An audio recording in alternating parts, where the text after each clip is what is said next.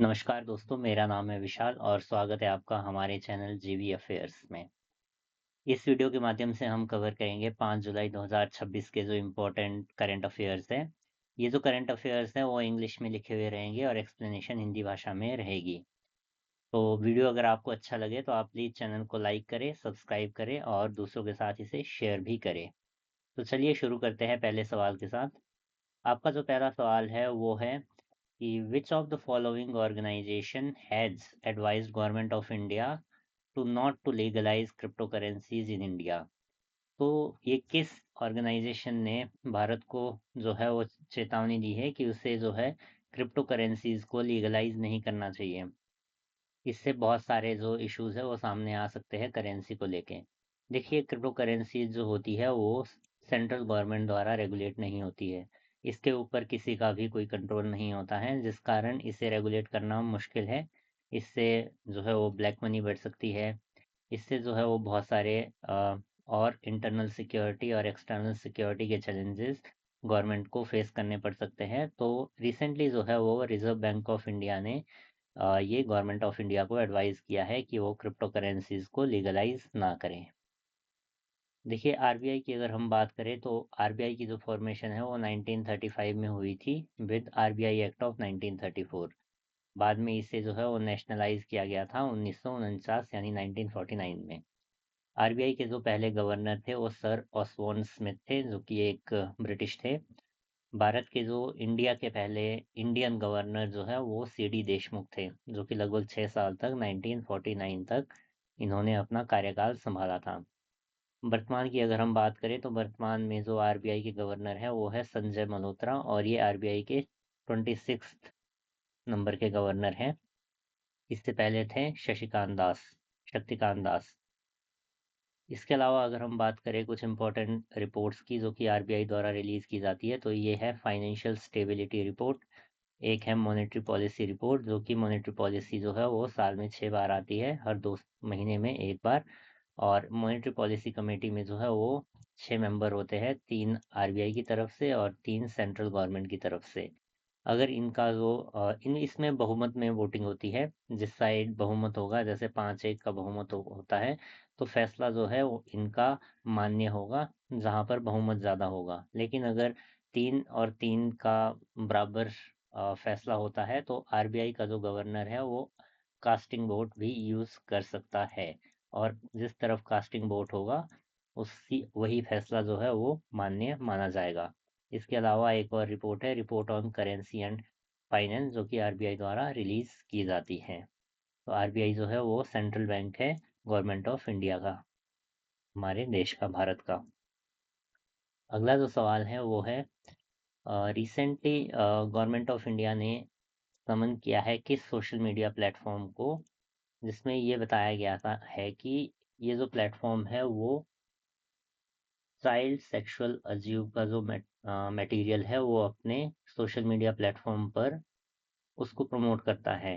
तो recently government of India ने समन किया है इंस्टाग्राम को over child sexual abuse material को प्रमोट करने के लिए। बात करें इससे पहले जो है वो गवर्नमेंट ऑफ इंडिया ने व्हाट्सएप को भी इसके यूज़र नेम फीचर के लिए डायरेक्ट किया था कि वो इसे जो है वो रोल आउट ना करे। User name feature basically WhatsApp का ये था कि व्हाट्सएप चाहता था कि जब भी व्हाट्सएप का एक यूज़र दूसरे यूज़र से कांटेक्ट करे तो उसका जो मोबाइल नंबर है वो शेयर ना हो। इसलिए धीरे-धीरे एक व्हाट्सएप यूज़र्स को एक यूज़र नेम फैसिलिटी देना चाहता था, ताकि जब भी किसी न्यू यूज़र से कांटेक्ट हो तो वहाँ पे उस व्हाट्सएप यूज़र का सिर्फ यूज़र नेम शो हो, ना कि मोबाइल नंबर शेयर हो।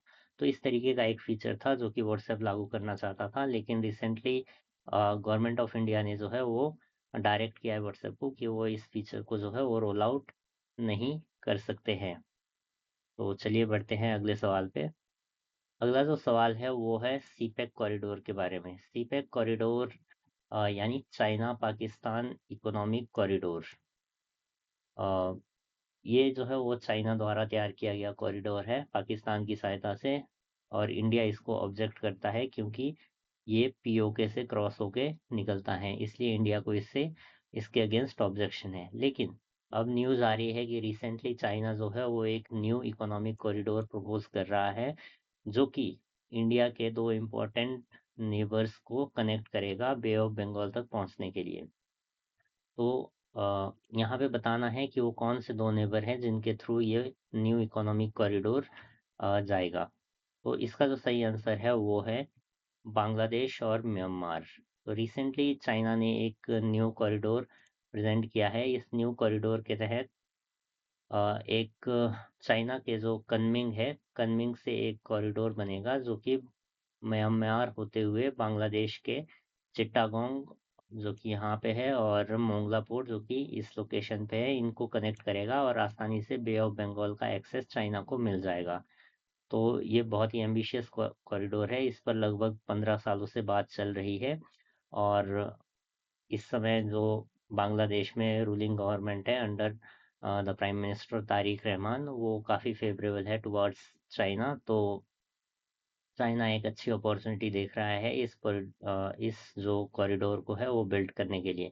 इससे पहले चाइना ने एक और कॉरिडोर प्रपोज किया था जिसमें चाइना, म्यांमार, इंडिया और बांग्लादेश इस तरीके का एक कॉरिडोर था जो कि बे ऑफ बंगाल को ही जोड़ता था, लेकिन इंडिया ने इस प्रोजेक्ट से जुड़ने से मना किया over the issue of PoK और सीपेक। तो रिसेंटली ये कॉरिडोर न्यूज़ में था। अगला जो सवाल है वो है रिसेंटली एक 100 साल पुरानी मिस्ट्री यानी 100 years ओल्ड मिस्ट्री जो कि थी regarding deep red blood falls, इसके रिगार्डिंग थी, इसको सॉल्व किया गया है। तो ये जो फॉल्स है वो कौन सी जगह पे लोकेटेड थे, तो इसके बारे में बताया गया है। ये एक बहुत बड़ी मिस्ट्री साइंटिस्ट ने इस समय सॉल्व करी है। तो ये जो है वो अंटार्कटिका में रेड ब्लड फॉल्स पाए जाते हैं, जिनको रिसेंटली जो है वो सॉल्व किया है साइंटिस्ट ने। तो इसके बारे में हम बात करते हैं आगे। ये जो फॉल्स है वो टेलर ग्लेशियर से फॉल आउट होते हैं और ये लेक बोनी में जाके मिलते हैं अंटार्कटिका में। इनको सबसे पहले 1911 में डिस्कवर किया गया था और ये ऑस्ट्रेलियन जियोलॉजिस्ट ग्रिफिथ टेलर ने इनको डिस्कवर किया था। पहले ये काफ़ी असमंजस में थे और इसको लेके लगता था कि ये ब्लड जो रेड ब्लड फॉल्स हैं वो ब्लड है या वोल्केनिक एक्टिविटी से ही उजागर हुए हैं, लेकिन अब साइंटिस्ट ने ये फाइंड आउट किया है कि ये आयरन रिच जो ब्राइन ब्राइन है, आयरन रिच ब्राइन, ये टेलर ग्लेशियर के नीचे ट्रैप्ड है, जिससे ये जो रेड ब्लड फॉल्स है वो बाहर निकलते हैं। तो ये एक काफ़ी इम्पोर्टेंट क्वेश्चन है जो कि एग्जाम में पूछा जा सकता है। अगला जो सवाल है वो है गवर्नमेंट ऑफ महाराष्ट्र को लेके। Recently government of Maharashtra has passed a bill to bring crypto assets under MPID act. तो यहाँ पे पूछा गया है कि what does MPID stands for. तो बेसिकली अभी हुआ क्या है कि महाराष्ट्र ने एक जो एक्ट है, Maharashtra protection of interest of depositors act, recently उन उसके अंतर्गत जो क्रिप्टो एसेट्स हैं उनको शामिल किया है। और ये जो एक्ट है वो 1999 में ये लेके आए थे। इसके अंतर्गत जो डिपॉजिटर्स है और इन्वेस्टर्स है जो अपना पैसा कहीं पे इन्वेस्ट करते हैं या डिपॉजिट करते हैं, उस मनी को जो है वो फ्रॉड और डिफॉल्ट से बचाना इसका उद्देश्य है। तो रिसेंटली इसमें जो है वो क्रिप्टो एसेट्स को भी शामिल किया गया है। देखिए आपको पता होगा ये जो है वो लगभग काम करता है डीआईसीजीसी के जैसे।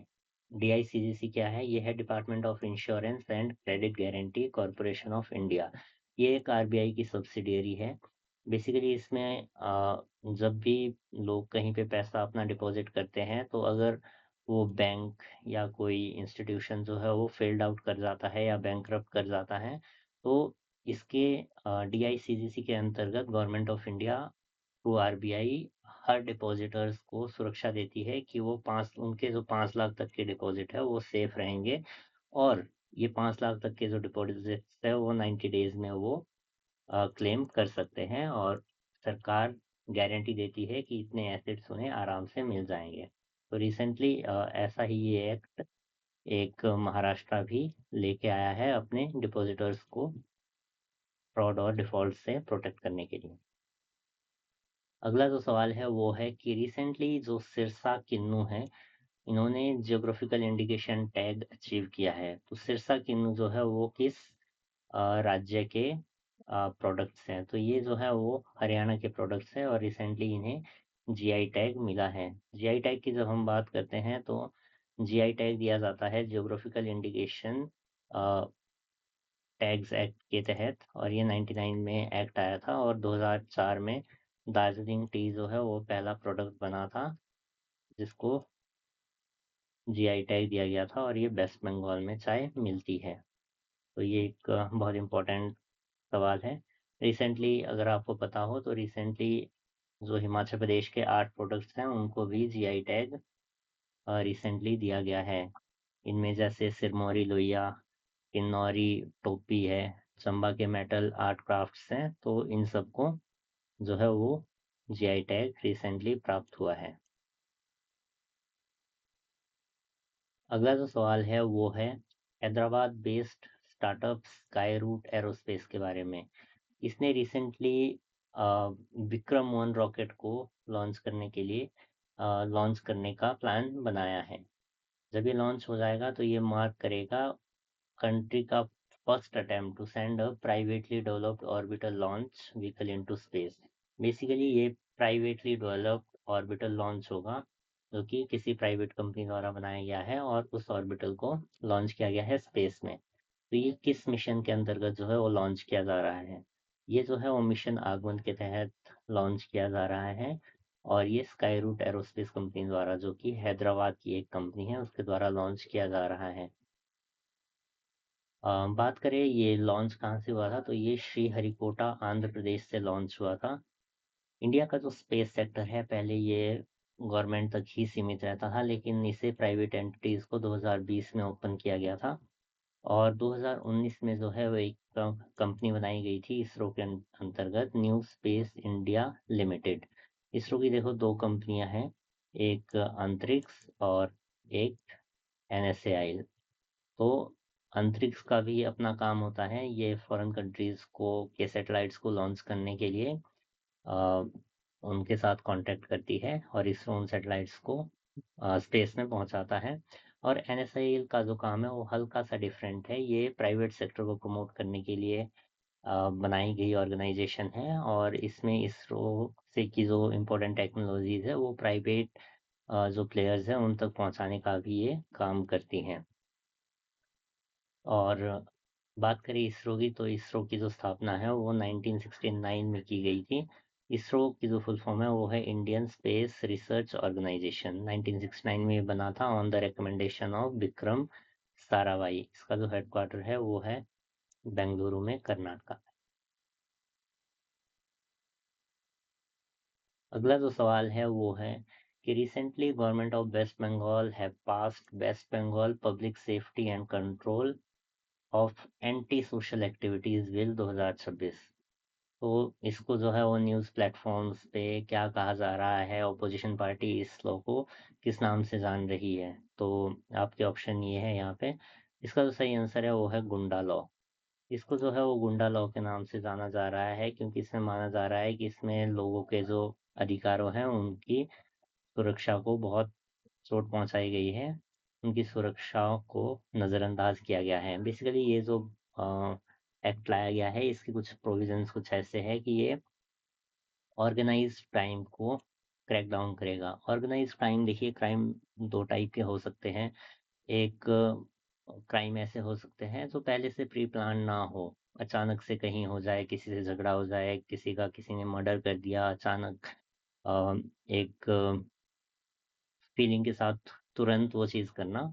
और एक होते हैं ऑर्गेनाइज्ड क्राइम जो कि पहले से प्री प्लान्ड होते हैं, जैसे किसी को पैसा दे के किसी की हत्या करवाना। तो इस तरीके के जो क्राइम है वो ऑर्गेनाइज्ड क्राइम होते हैं, तो इनको क्रैक डाउन करने के लिए ये एक्ट लाया गया था।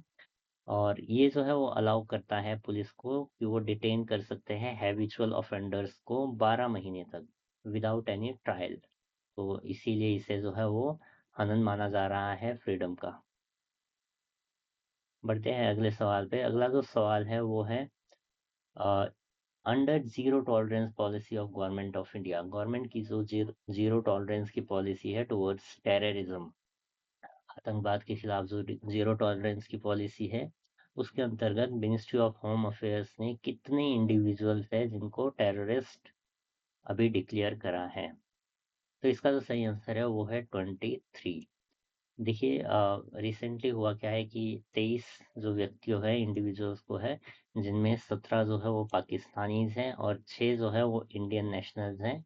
इनको जो हमारा एक प्राइमरी एंटी टेरर लॉ है, अनलॉफुल एक्टिविटीज प्रिवेंशन एक्ट, जो कि 1967 में लाया गया था, इसके तहत जो है वो टेररिस्ट उनको डिक्लेयर किया गया था। ऐसा मिनिस्ट्री ऑफ होम अफेयर्स द्वारा पाया गया कि ये टेररिज्म को स्प्रेड कर रहे हैं पाकिस्तान और पीओके से इंडिया में, तो इसी के बेस पे इन्हें टेररिस्ट डिक्लेयर किया गया है। यूएपीए की अगर हम बात करें तो ये जो एक्ट है 1967 में लाया गया था और आतंकवाद के खिलाफ ये हमारा सबसे महत्वपूर्ण जो कानून है वो यही है। इसे जो है वो 2019 में अमेंड करके काफ़ी स्ट्रेंजेंट और काफ़ी जो है वो कठोर बनाया गया था 2019 में। अगला सवाल है कि recently union minister for commerce and industry जो कि है पीयूष गोयल साहब, इन्होंने ये बताया है कि ये डेवलप करेंगे टेस्टिंग लैब्स। जो इनकी मिनिस्ट्री है वो टेस्टिंग लैब्स को डेवलप करने में मदद करेगी। इंडिया में ये टेस्टिंग लैब्स बनेगी, तो ये किस पर्पज़ के लिए बनेगी? क्या ये इथेनॉल ब्लेंडिंग के लिए बनेगी या मॉडर्न क्रॉप वेराइटीज़ के लिए या टॉयज़ के लिए? तो इसका जो सही आंसर है वो है ऑप्शन सी। जो मॉडर्न जो टॉयज़ है उनके लिए मॉडर्न टेस्टिंग लैब्स यहाँ पे बनेगी, भारत में बनेगी। देखिए टॉयज़ इतने इम्पोर्टेंट क्यों हैं? जब हम टॉयज़ की बात करते हैं तो इंडिया जो है वो लगभग 4-5 साल पहले से, उससे पहले बहुत सारे जो टॉयज़ है वो इम्पोर्ट किया करता था, लेकिन रिसेंट 4 इयर्स में बहुत ज़्यादा परिवर्तन आया है। इंडिया टॉय के जो खिलौनों के क्षेत्र में है वो एक एक्सपोर्टर बन के उभरा है और इंडिया के जो एक्सपोर्ट्स है वो 239% इंक्रीज हुए हैं पिछले 4 सालों में, और इम्पोर्ट जो है वो 32% कम हुए हैं। ग्लोबल टॉय इंडस्ट्री जो है वो 120 बिलियन डॉलर की है और इंडिया चाहता है कि इसमें से ज़्यादा शेयर जो है वो इंडिया के पास हो। इसी के लिए वर्तमान में 50 टॉय मैन्युफैक्चरिंग क्लस्टर जो है वो इंडिया में बन चुके हैं। इनमें सबसे इम्पोर्टेंट जो है वो है चन्नापटना, जो कि कर्नाटका में है। इसे जो है वो टॉय सिटी ऑफ इंडिया के नाम से भी जाना जाता है। इसके अलावा कोंडापल्ली आंध्र प्रदेश, तंजावुर तमिलनाडु, कोप्पल टॉय क्लस्टर कर्नाटका आदि जो है वो फेमस क्लस्टर है जहाँ पर खिलौने जो है वो बनाए जाते हैं। अगला सवाल है, रिसेंटली बांग्लादेश ने अवार्ड किया है मोंगला पोर्ट का जो स्ट्रेटेजिक इकोनॉमिक जोन और पोर्ट फैसिलिटीज है, इसका जो कॉन्ट्रैक्ट है वो किस देश को दिया है, किस देश की स्टेट ओन्ड कंपनी को ये कॉन्ट्रैक्ट दिया गया है? तो रिसेंटली ये जो कॉन्ट्रैक्ट है वो बांग्लादेश ने अवार्ड किया है चाइना को, तो ये काफ़ी न्यूज़ में था। जो मोंगला पोर्ट की जब हम बात करते हैं तो मोंगला पोर्ट आपका इस क्षेत्र में स्थित है। Recently prime minister of Bangladesh जो रिसेंटली बने थे तारिक रहमान जी, इन्होंने विजिट किया था चाइना को, और यहाँ पे दो इम्पोर्टेंट प्रोजेक्ट्स जो है वो चाइना और बांग्लादेश के बीच में साइन हुए थे। पहला जो प्रोजेक्ट था इसमें मोंगला पोर्ट को जो है वो चाइनीज़ कंपनीज को दिया गया डेवलपमेंट के लिए, और दूसरा जो प्रोजेक्ट है वो था तीस्ता रिवर को। ये यहाँ पे आप देख रहे होंगे, ये तीस्ता रिवर है और ये यहाँ पे ब्रह्मपुत्र रिवर में मिल जाती है। तो यहाँ पर एक प्रोजेक्ट है जो कि तीस्ता रिवर मैनेजमेंट और रिस्टोरेशन प्रोजेक्ट है। तो ये जो प्रोजेक्ट है इसके बारे में गहराई से बात हुई और ये चाइना को अवार्ड करने की बात यहाँ पे हो रही है। अगर ये प्रोजेक्ट चाइना को अवार्ड हो जाता है तो इंडिया के लिए नेशनल सिक्योरिटी का कंसर्न ये रहेगा, क्योंकि ये चिकन स्नैक के बिल्कुल पास है। तो इसी को लेके इंडिया काफ़ी सेंसिटिव है और रिसेंटली ये अ, बांग्लादेश और चाइना के बीच में डील हुई थी। अगला जो सवाल है वो है कि रिसेंटली एक वेब और मोबाइल पोर्टल लॉन्च किया गया है, योजना दीनदयाल अंत्योदय योजना national rural livelihood mission day NRLM के तहत ये लॉन्च किया गया है। इसका जो उद्देश्य है वो है end to end digitisation self help groups की। और उनके जो फेडरेशन है उसकी। तो इस जो पोर्टल है और इस जो पोर्टल है उसका नाम क्या है? तो ये जो पोर्टल है ये है लोक ओएस, यानी लोक ऑपरेटिंग सिस्टम।